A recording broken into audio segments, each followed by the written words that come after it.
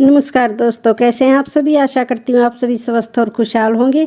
आज मैं आप सभी के समक्ष महाशिवरात्रि की जानकारी लेकर आई हूँ। तो चलिए श्रवण करते हैं।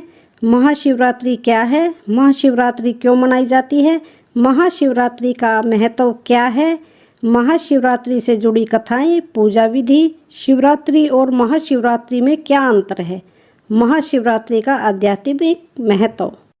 हिंदू पंचांग के अनुसार हर एक माह के कृष्ण पक्ष की चतुर्दशी को मासिक शिवरात्रि का व्रत और पूजा साधना की जाती है, लेकिन फाल्गुन माह के कृष्ण पक्ष की चतुर्दशी तिथि को महाशिवरात्रि के रूप में मनाई जाती है। भगवान शिव की पूजा आराधना और विशेष कृपा पाने के लिए सावन महीना, प्रदोष व्रत, सोमवार, मासिक शिवरात्रि और महाशिवरात्रि के पर्व का विशेष महत्व होता है। वैसे तो हर एक माह के कृष्ण पक्ष की चतुर्दशी तिथि को मासिक शिवरात्रि का व्रत और पूजा साधना की जाती है, लेकिन फाल्गुन माह की चतुर्दशी तिथि को महाशिवरात्रि के रूप में मनाई जाती है। महाशिवरात्रि पर देश भर के सभी ज्योतिर्लिंगों और शिवालयों में शिव भक्तों की भारी भीड़ होती है, जहां पर शिवलिंग का जल अभिषेक विधि विधान के रूप में किया जाता है। महाशिवरात्रि वह महारात्रि है जिसका शिव तत्व से घनिष्ठ संबंध है। यह पर्व शिव के दिव्य अवतरण का मंगल सूचक है। उनके निराकार से साकार रूप में अवतरण की रात्रि ही महाशिवरात्रि कहलाती है। वह हमें काम, क्रोध, लोभ, मोह आदि विकारों से मुक्त करके परम सुख, शांति और ऐश्वर्य प्रदान करती हैं। पहली पौराणिक कथा के अनुसार फाल्गुन माह के कृष्ण पक्ष की चतुर्दशी तिथि पर भगवान शिव सबसे पहले शिवलिंग के रूप में प्रकट हुए थे। इसी कारण से इस तिथि को भगवान शिव के ज्योतिर्लिंगों के प्रकट होने पर हर वर्ष महाशिवरात्रि के रूप में मनाई जाती है। शिव पुराण के अनुसार शिवजी के निराकार स्वरूप का प्रतीक शिवलिंग शिवरात्रि की पावन तिथि की महानिशा में प्रकट होकर सर्वप्रथम ब्रह्मा और विष्णु के द्वारा पूजित हुआ था। वहीं स्कंद पुराण में कहा गया है कि आकाश स्वयं शिवलिंग है, धरती उसका पीठ या आधार है और सब अनंत शून्य से पैदा हो उसी में लय होने के कारण इसे शिवलिंग कहा गया है। दूसरी कथा के अनुसार महाशिवरात्रि पर भगवान शिव और देवी माँ पार्वती का मिलन हुआ था। फाल्गुन चतुर्दशी तिथि पर भगवान शिव ने वैराग्य छोड़कर देवी पार्वती जी के साथ विवाह करके गृहस्थ जीवन में प्रवेश किया था।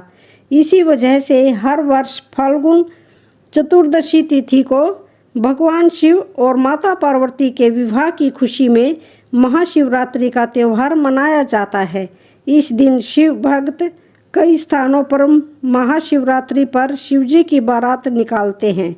धार्मिक मान्यताओं के अनुसार महाशिवरात्रि पर व्रत, पूजा और जल अभिषेक करने पर वैवाहिक जीवन से जुड़ी तमाम तरह की परेशानियां दूर हो जाती हैं और दाम्पत्य जीवन में सुख समृद्धि आती है। इसके अलावा महाशिवरात्रि के दिन ही सभी 12 ज्योतिर्लिंग प्रकट हुए थे। इस कारण से 12 ज्योतिर्लिंगों के प्रकट होने की खुशी में महाशिवरात्रि का त्यौहार मनाया जाता है। भगवान शिव की उपासना के लिए सप्ताह के सभी दिन अच्छे माने जाते हैं, लेकिन सोमवार को शिव की आराधना का एक विशेष महत्व होता है। वैसे तो भारत में काफ़ी सारे देवों की मान्यता है, लेकिन भारतीय ग्रंथों के अनुसार कुछ देवों को सर्वोपरि माना गया है, जिनमें से विष्णु, ब्रह्मा और शिव प्रमुख हैं। लेकिन इन सभी देवताओं में ही भगवान शिव का स्थान पूरी तरह से अलग है, इसलिए उन्हें देव नहीं महादेव कहा जाता है। भगवान शिव को पूरे देश में कई अलग अलग रूप में स्वीकार किया गया है। कहीं पर शिव को नीलकंठ के नाम से जानते हैं, तो कहीं पर शिव को नटराज के नाम से पूजा जाता है। भारत के कई प्रसिद्ध मंदिर और तीर्थ जैसे कि अमरनाथ और कैलाशनाथ भगवान शिव पर ही आधारित हैं, जहां पर हर साल लोग लाखों दर्शन के लिए आते हैं।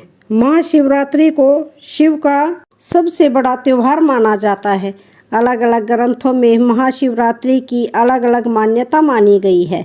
कहा जाता है कि शुरुआत में भगवान शिव का केवल निराकार रूप था, इसलिए ग्रंथों के अनुसार फाल्गुन माह के कृष्ण पक्ष की चतुर्दशी पर आधी रात को भगवान शिव निराकार से साकार रूप में आए थे। भगवान शिव को जितना अधिक सांसारिक लोग मानते हैं, उससे कहीं ज़्यादा अधिक आध्यात्मिक पथ पर चलने वाले लोग भी मानते हैं। भगवान शिव को एक संहारक से कहीं पहले एक ज्ञानी माना जाता है। यौगिक परंपरा के अनुसार शिवजी सबसे पहले आदि गुरु हैं, जिन्होंने ज्ञान प्राप्त किया। फाल्गुन महीने के कृष्ण पक्ष की चतुर्दशी को एक साथ 64 जगहों पर शिवलिंग प्रकट हुए थे। अभी तक हमें इनमें से 12 के बारे में ही ज्ञान है, जिन्हें हम सभी ज्योतिर्लिंग के नाम से जानते हैं। महाशिवरात्रि को शिव की शादी के रूप में भी मनाया जाता है। कहा जाता है कि इस दिन ही शिव ने अपना वैराग्य छोड़कर शक्ति से शादी की थी और अपना सांसारिक जीवन शुरू किया था। शिवजी भगवान को बेलपत्र, पुष्प, चंदन का स्नान प्रिय है। इनकी पूजा के लिए दूध, दही, घी, गंगाजल, शहद, इन 5 अमृत, जिनसे पंचामृत कहा जाता है, जिसे पंचामृत कहा जाता है, से की जाती है। शिव का त्रिशूल और डमरू की ध्वनि मंगल गुरु से संबंधित है। महाशिवरात्रि पर शिवलिंग का अभिषेक गन्ने के रस से करने पर लक्ष्मी की सिद्धि की प्राप्ति होती है। साथ ही हर तरह की शत्रुता से मुक्ति मिलती है। शिवलिंग पर गन्ने का रस चढ़ाते समय ओम नमः शिवाय का जाप भी करना चाहिए। शिवलिंग पर आप तीर्थ के जल से अभिषेक करते हैं तो आपको मोक्ष की प्राप्ति होती है। साथ ही संबंधित रोगों और दोषों का भी अंत होता है। जीवन में आप चमत्कारिक बदलाव महसूस करते हैं। भगवान शिव का अगर पति पत्नी दोनों महाशिवरात्रि पर दूध से अभिषेक करते हैं तो संतान प्राप्ति का आशीर्वाद मिलता है। शहद का भगवान शिव से अभिषेक करने पर न सिर्फ धन की प्राप्ति होती है, बल्कि सभी बीमारियां भी दूर हो जाती हैं। आरोग्य सुख के लिए इस अभिषेक को उत्तम माना जाता है। घी की धारा से भगवान शिव के सहस्त्र नामों से अभिषेक करने पर वंश का विस्तार होता है और शक्कर मिश्रित दूध से अभिषेक करने पर जड़ बुद्धि भी श्रेष्ठ बुद्धि परिवर्तित हो जाती है। महाशिवरात्रि पर भगवान शिव को साबुत चावल चढ़ाने पर आपको कर्ज से मुक्ति मिलती है। साथ ही अगर आप पके हुए चावलों से शिवलिंग का श्रृंगार करते हैं और उनकी पूजा करते हैं तो आपकी कुंडली का मंगल दोष भी शांत हो जाता है। महिलाओं को शिवरात्रि के दिन बाल धोने चाहिए या नहीं? आमतौर पर किसी भी पूजा या व्रत के दौरान महिलाओं के लिए बाल धोना अनिवार्य होता है, लेकिन अगर आप सोमवार के व्रत कर रही हैं तो इस दिन बाल ना धोएं, बल्कि व्रत से एक दिन पहले ही बाल धो लें। भगवान शिव की पूजा करते समय सुहागिन महिलाओं को शिव की 7 परिक्रमा करनी चाहिए। महाशिवरात्रि में क्या खाना चाहिए? फलाहार में संतरा, खीरा, पपीता, सेब आदि फल खा सकते हैं। महाशिवरात्रि के व्रत में सात्विक भोजन करें। अगर स्वास्थ्य संबंधी समस्या ना हो तो बिना नमक के भी यह व्रत कर सकते हैं। तो आज की ये जानकारी कैसी लगी? वीडियो अच्छी लगे तो चैनल को लाइक, शेयर, सब्सक्राइब जरूर करें। धन्यवाद।